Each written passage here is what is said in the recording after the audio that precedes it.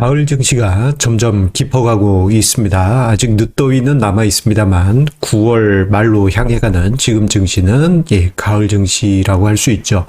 자, 그런데요. 우리가 이제 9월 보내고 나면 순식간에 추석 연휴 보내고 금방 10월이 되고요. 낙엽지고 합니다. 자, 그런데 이렇게 가을 증시에서는요. 중요한 일정, 스케줄에 따른 이벤트들이 있습니다. 그것은 바로 대주주 양도세 이슈와 그리고 배당 관련한 투자 이슈가 주식시장의 중요한 유동성 변수로 부상하게 돼요.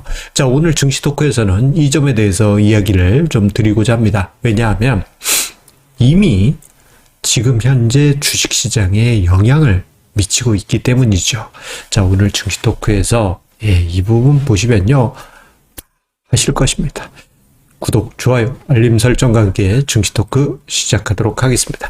자, 가을 증시를 보내면서 중요하게 떠오르는 키워드는 바로 대주주 양도세 이슈와 배당 투자입니다.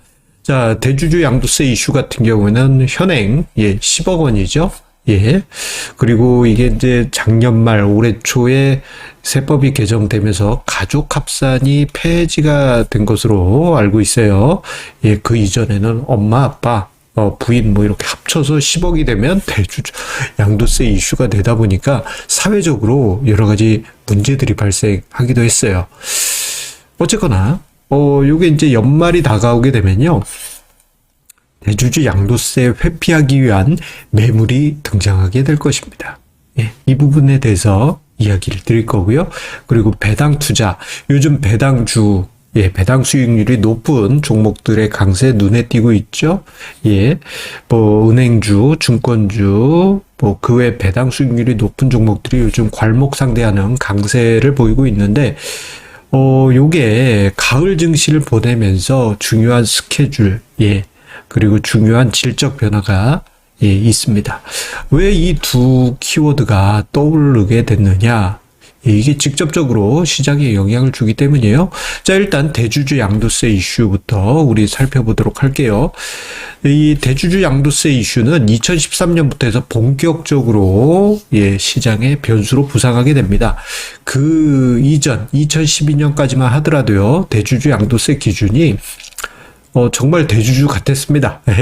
시가총액 유가증권 시장은 한 100억 이상, 코스닥 시장은 50억 이상일 때 대주주 양도세 기준에 해당이 됐어요. 그런데 2013년 연말 기준부터 해서 이 기준이 낮아지면서 50억, 40억으로 낮아졌고요. 그 이후로 2년마다 레벨 다운 해 오면서 이게 2020년에 10억 원으로 낮아지게 됩니다. 코스피 코스닥 양시장 동일하게 말이죠. 그러다 보니까 어떤 일이 벌어졌느냐? 2013년 연말부터 해프닝이 발생해요. 대주주 양도세 기준을 회피하기 위한 좀 거액 투자자분들의 매물이 등장합니다. 나 대주주 양도세 대상이 되면 세금도 많이 내야 되고 좀 불편해. 이거 어쨌거나 이거 뭔가 낙인이 찍혀 버리는 거 아니겠습니까? 그래서 2013년에 보게 되면요. 12월에 매물이 쏟아져요. 시장 전체적으로. 그래서 연말 증시에 충격을 안겨줬습니다. 그런데 거액 투자자가 12월에 매도하고 보니까 이런 생각이 드는 거죠. 이거 내가 끌어내렸네? 억울하죠? 억울합니다. 그래서 이것을 학습한 거액 투자자들은 어떻게 했느냐? 조금씩 연말이 아니고 앞당겨서 매도를 하게 돼요. 2년에 한 번씩 레벨 다운 해서 기준이 하향되어 왔는데 그 대상이 되는 투자자들이 해당되는 첫 해에는 연말에 매도해야지 매도하고 봤더니 뭔가 뒤통수 맞은 듯한 그런 느낌을 받게 되다 보니까 그 이전부터 매도를 하는 현상이 나타나게 됩니다. 그 결과 어떤 일이 벌어졌느냐? 지금 화면상의 오른쪽 표를 보시게 되면요. 대주주 양도세 이슈가 소형주에 특히나 큰 충격을 안겨줬는데 2013년 이후 2022년까지 코스피 대비 소형업종 지수의 상대 수익률 평균치를 제가 조사를 해본 건데요.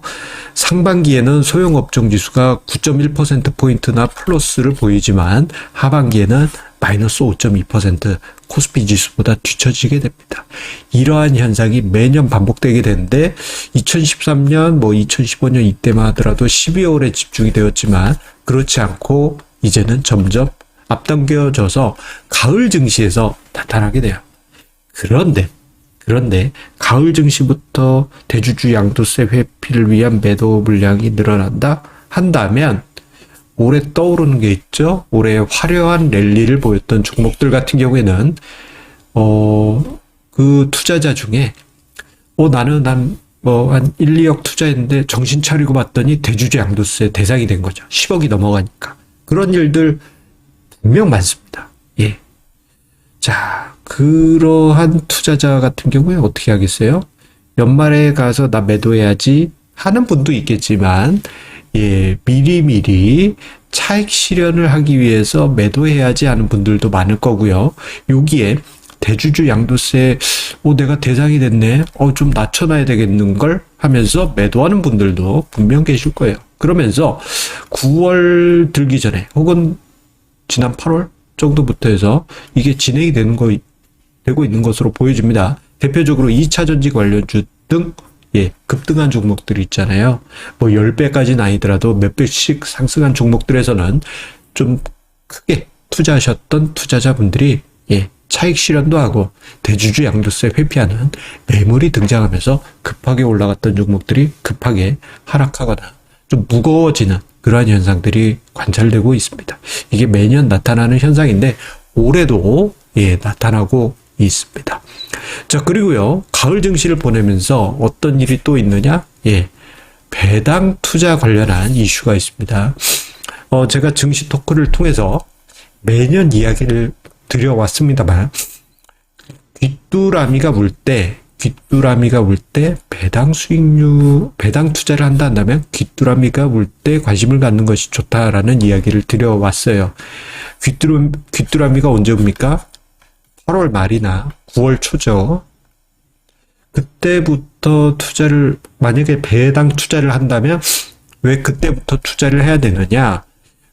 연말로 가면 갈수록이요. 어떤 고배당 수익률을 보여주는 종목이 있다? 그러면 연말로 갈수록 이게 반영이 돼요. 주가에. 지금 한 8월 말 9월 초에 한 10% 기대된다? 그럼 연말 정도 되면 배당 수익률이 10%가 아니고 주가가 올라와서 그것보다는 낮아져요. 주가가 선반영되는 것이죠. 최근에 금융주 또는 증권주, 은행주 등등 배당 수익률이 높은 종목을 중심으로 해서 주가 급등이 나타나고 있죠. 시장이 주춤하고 있는 가운데 귀뚜라미가 올 때쯤부터 해서 급등하는 현상이 나타나고 있습니다.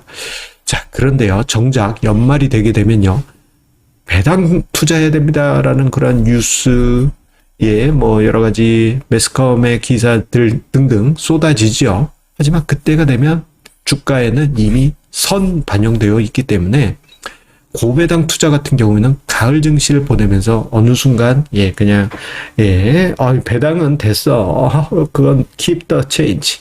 팁이야, 팁. 시장이 주시고 시세 차익만 노리는 것도 좋은 방법 중에 하나입니다. 이런 부분 참고하시기 바라겠어요. 자, 그런데요, 가을 증시 우리 보내고 있죠. 가을 증시를 보내면서 갱년기가 와요. 기분이 울적해요. 이렇게 생각하실 수도 있는데, 그리고 또 한편으로는 올해 증시 좀 아쉬운 부분도 있다라고 생각하실 수 있겠지만, 오히려 저는 내년에 대한 기대가 있기 때문에 반감이 교차하시겠지만 오히려 좀 기분 좋게 생각하시는 것이 좋겠다라고 이야기 드리고 싶습니다. 왜냐? 자, 가을 증시를 보내는 게 실질적으로 한 해를 마감을 하게 되는 거지만 한편 내년 초에 찾아올 연초 효과를 몽실몽실 기대할 수 있는 그 시간이 되기 때문입니다. 특히 늦가을로 가면 갈수록 그러한 기대가 커지게 되지 않을까 싶습니다. 여러분들은 어떠실까요? 자, 관련해서 이번 주 금요일입니다. 124차 월간 정기 세미나 유튜브 라이브로 기다리고 있으니까요. 우리 애청자님들 많이 참여해 주시기 바라겠습니다. 오늘도 증시 토크 함께 해주셔서 감사합니다.